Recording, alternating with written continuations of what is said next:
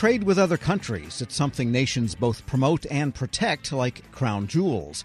Now, U.S. Customs and Border Protection has launched 2 oversight platforms anyone can view to see what's going on in trade violations and enforcement actions. For details on the 2 new dashboards, we turn to the CBP's Executive Assistant Commissioner for Trade, AnnMarie Highsmith. Ms. Highsmith, good to have you back. Thank you. Thank you for having me back. Good day. So tell us about these dashboards. What is it they show, and what do you hope to get accomplished with them? So we have 2 new dashboards that are included as part of our online trade violations reporting tool. The first tool is the e-allegations statistics dashboard, and that dashboard shows multiple types of reported trade violations, including when companies don't follow labor laws or safety rules.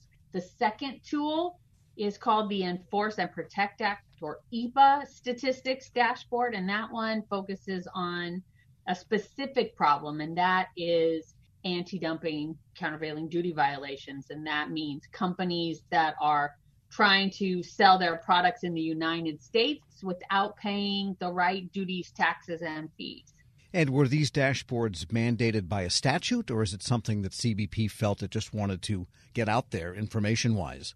So these are CBP's efforts to be more transparent and to improve understanding and information sharing in these important trade areas. Well, let's talk about e-allegation statistics. These, you say, are violators of labor laws and safety rules. These are allegations against U.S. companies or companies that are bringing goods into the United States otherwise legitimately? Well, these are all types of violations in our trade space.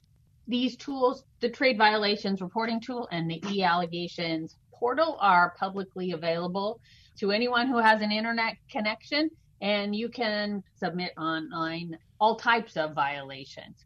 We deal a lot with forced labor laws, health and safety, counterfeiting, false countries of origin, all the laws that the U.S. Customs and Border Protection enforces at the border, including unfair trade practices such as anti-dumping and countervailing duties.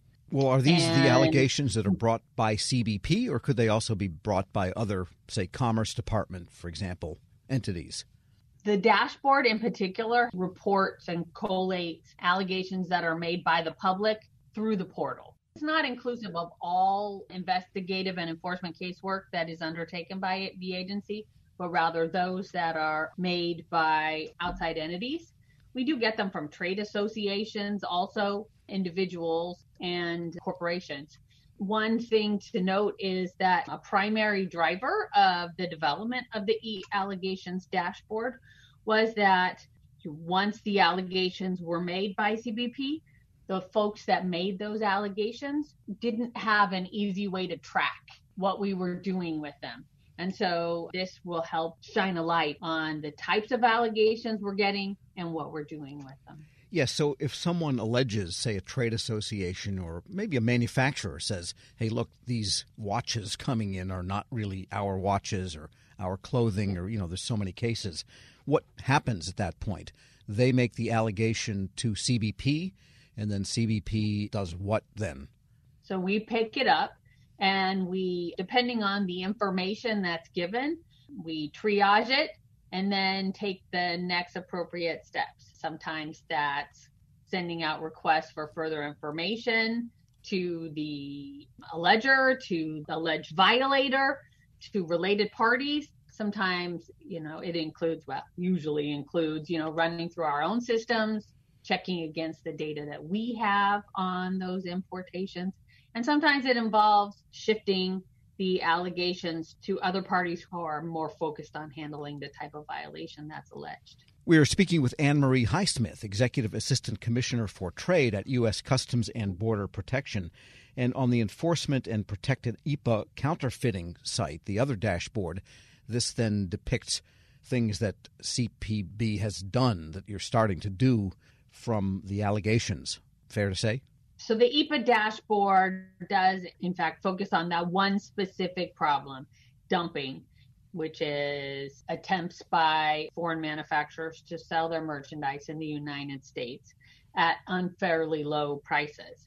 which cause harm to U.S. businesses, right? Because they just can't compete against that unfair trade practice.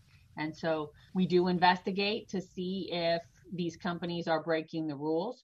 And if they are, we take steps to enforce those rules and level the playing field for our U.S. businesses. That could mean charging additional duties, collecting revenue and duties that were not paid correctly, and as well as penalties and potentially criminal violations. So the dashboard is a public tool that's designed to enhance transparency and provide detailed information into our enforcement activity in this trade space.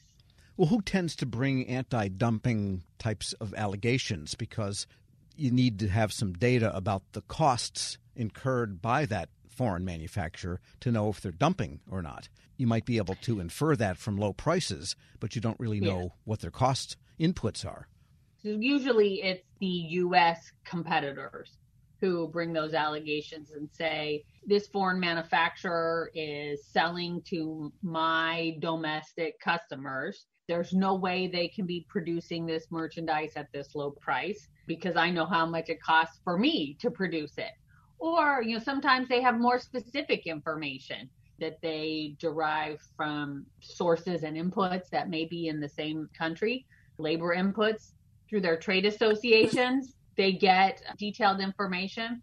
So we have the ability to examine that data and then also compare it to information that we have in our own holdings in order to reach conclusions. It sounds like the federal government, which ultimately enforces trade regulations and laws, though, has kind of an army of supporters in the people in the private sector that are actually affected by illegal trade activity and dumping. It is one of the privileges that we have here at U.S. Customs and Border Protection, and that is to protect U.S. industry from unfair trade practices and to ensure that there is a level playing field so that industry, American businesses, communities, and families can grow and thrive in our business environment. And that is a measure of economic security that we provide to the American public.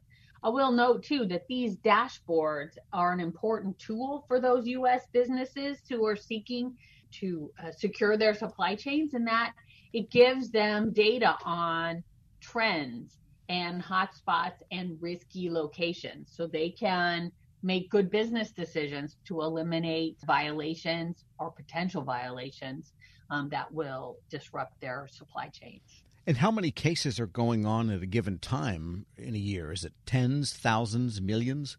We do get several hundred allegations. We get them on a regular basis, and we take action on all of them within a spectrum, right? Some allegations don't have sufficient information or have other challenges, but we do take action as quickly as we are able. And the public can see those results on our dashboard. AnnMarie Highsmith is Executive Assistant Commissioner for Trade at U.S. Customs and Border Protection. Thanks so much for joining me. Thank you. Thank you for having me. And we'll post this interview along with links to the dashboards themselves at federalnewsnetwork.com/Federal Drive. Take the Federal Drive with you. Subscribe wherever you get your podcasts.